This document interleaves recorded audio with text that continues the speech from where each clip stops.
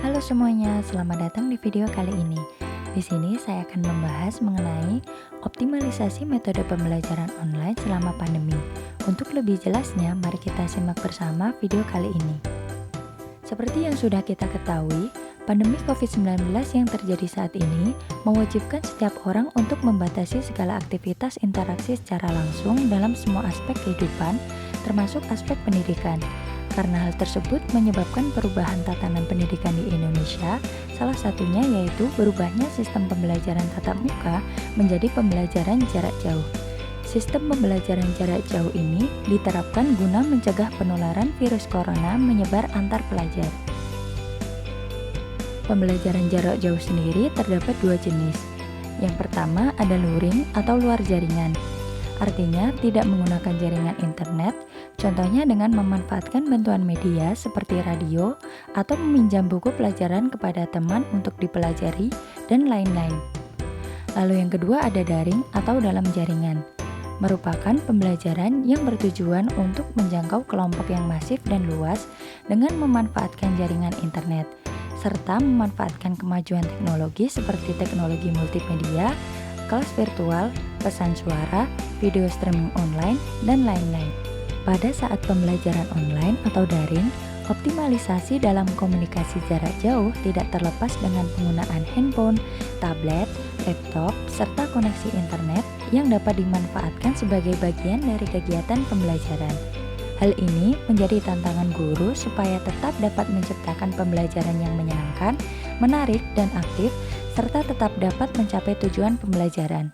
Untuk itulah pentingnya memancing keinginan siswa dengan menerapkan berbagai usaha agar tetap semangat belajar.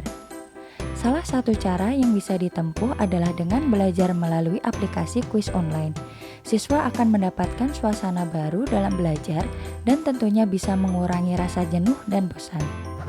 Berikut ini beberapa contoh kuis online yang bisa digunakan. Yang pertama ada Kahoot, yang kedua ada Educandy, yang ketiga ada Quizizz. Lalu selanjutnya saya akan memberikan tutorial bagaimana cara menggunakan salah satu platform kuis online tadi.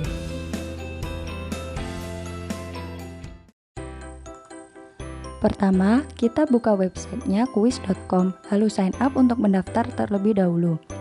Lalu selanjutnya kita bisa menggunakan akun Google untuk mendaftar atau juga bisa mengisikan email baru.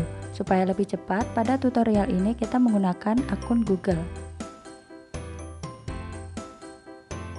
Terdapat pilihan email mana yang akan digunakan, lalu pilih saja salah satunya. Akan muncul tampilan baru. Di sini kita sudah memiliki akun. Selanjutnya terdapat pilihan yaitu jenis sekolah, bisnis, ataupun personal. Pilih saja yang sekolah. Lalu muncul pilihan baru lagi, peran kita sebagai apa, pilih saja yang teacher atau guru.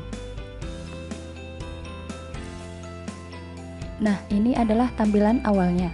Untuk membuat kuis, kita klik bagian create, lalu pilih kuis. Di sini kita ketikkan nama kuis yang akan dibuat. Misalkan kita kasih nama kuis matematika. Lalu pilih subjek atau pelajaran yang berhubungan dengan kuis. Lalu selanjutnya klik next. Pada bagian ini kita diminta untuk memilih tipe soal yang akan dibuat, yaitu ada multiple choice atau pilihan ganda, lalu checkbox, fill in the blank, full, open-ended, dan slide. Misalnya kita pilih yang multiple choice atau pilihan ganda. Maka tampilannya akan seperti ini. Pada bagian kiri untuk memasukkan soal, lalu pada bagian kanan yaitu tampilan pada layar HP. Pertama, kita ketikkan soalnya. Lalu, masukkan jawaban yang akan digunakan pada bagian yang sudah disediakan. Di sini, kita juga bisa memasukkan simbol-simbol yang ada di matematika seperti pada tampilan ini. Kita pilih saja salah satu yang akan digunakan, lalu kita klik insert.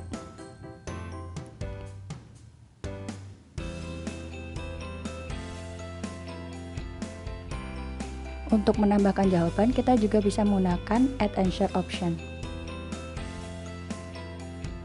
Kita juga bisa mengatur waktu lamanya mengerjakan dengan klik pada bagian kiri bawah. Di situ kita bisa memilih lamanya waktu.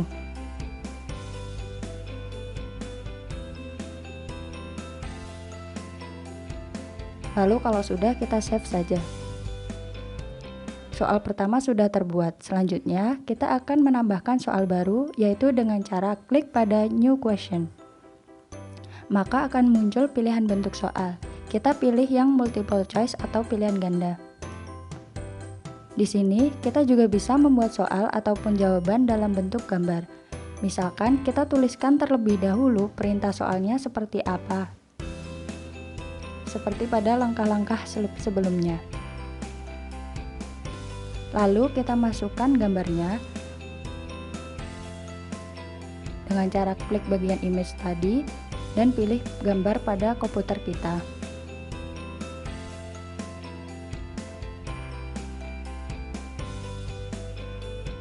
Selanjutnya, masukkan pilihan jawaban yang akan kita gunakan pada bagian yang sudah disediakan. Kita atur juga lama waktu pengerjaannya.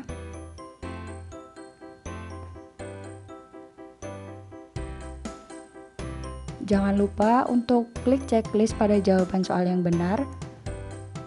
Selanjutnya kita save.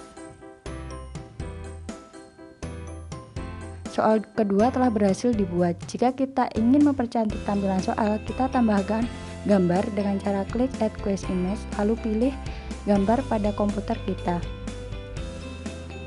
Untuk mengatur bahasa, kita pilih saja yang bahasa Indonesia. Dan untuk kelas, kita pilih contoh misalkan untuk kelas 4. Kita atur juga supaya kuis bisa dilihat oleh semua orang. Lalu kita save. Dan selanjutnya kita publish. Maka kuis telah berhasil kita buat. Selanjutnya terdapat dua pilihan di bawah kuis kita, yaitu Start a Live Quiz dan Assign Homework. Untuk assign homework ini bisa dikerjakan nanti. Kalau start a live quiz dimulai dalam waktu yang bersamaan. Jadi partisipan akan mengerjakan soal bersama-sama saat itu juga dan berlomba. Jadi akan lebih seru. Misalkan kita akan menggunakan live quiz, kita klik saja lalu pilih yang klasik. Lalu akan muncul pilihan mode pengerjaan yang akan digunakan, yaitu tim, klasik, dan tes. Kita pilih saja yang klasik.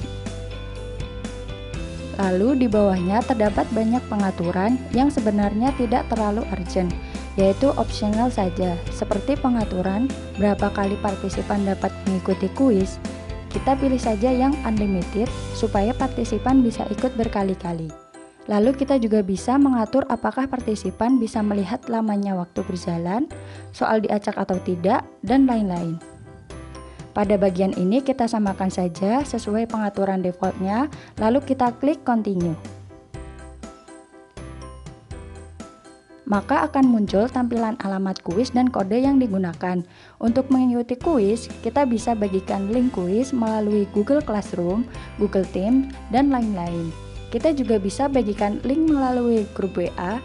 Selama belum ada yang mengakses link, maka akan muncul tampilan waiting for participant to join. Lalu misalkan ada yang mengakses link, maka akan diarahkan ke websitenya dan diminta memasukkan kode kuisnya. Kode tersebut harus sesuai dengan kode kuisnya, lalu klik join the game. Selanjutnya, kita atur namanya terlebih dahulu. Misalkan kita menggunakan nama Rizky. Lalu kalau sudah, kita klik start.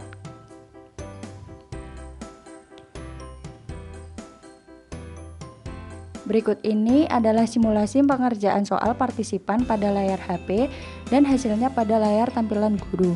Jika jawaban salah akan berwarna merah.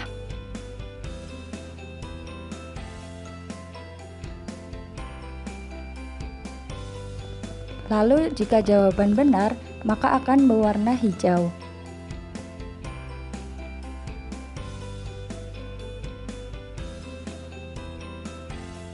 Lalu soal yang salah tadi juga bisa dikerjakan ulang.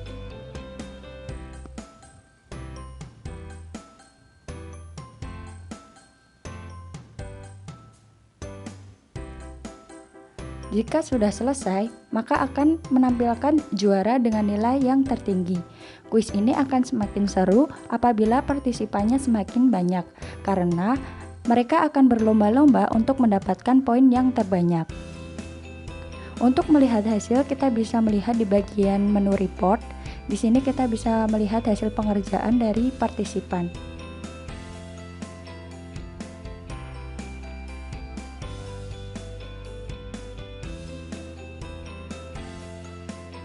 Jadi, itu tadi adalah video tutorial bagaimana cara menggunakan Quizizz. Berikut ini adalah daftar pustaka yang saya gunakan untuk membuat video ini. Terima kasih.